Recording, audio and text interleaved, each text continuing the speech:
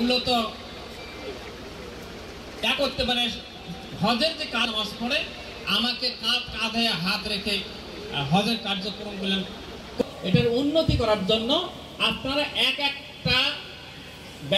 এই ইবাদত এন্ড টুরসকে শক্তিশালী করার জন্য আপনারা একটু শক্তিশালী করবে।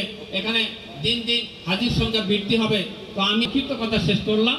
তো সম্মানিত হাজিরে, তারপর আমি আলহামদুলিল্লাহি রাব্বিল আলামিন, আসসালামু আলাইকুম ওয়া রাহমাতুল্লাহি ওয়া বারাকাতুহু। এবং এত পরিস্থিতি আমাদের দরকার নেই, শুধু আপনারা যারা কাজ করতেছেন সেই কাজের উপলক্ষে সম্মানিত সহকারী অধ্যাপক জনাব আব্দুল হান্নান মহোদয়কে।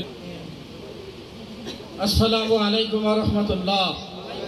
তাআলা ফিল কুরআনিল মাজিদ আয়াতান আউযু বিল্লাহি মিনাশ শাইতানির রাজিম হজ্জা ওয়াল উমরাতা লিল্লাহ ওয়া আন ইবনে আব্বাস রাদিয়াল্লাহু আনহু। আজকে ইবাদত টুরস এবং ট্রাভেলস কর্তৃক আয়োজিত উপস্থিত আমার সামনে উপবিষ্ট হুজ্জাজে কিরাম এবং যারা হজ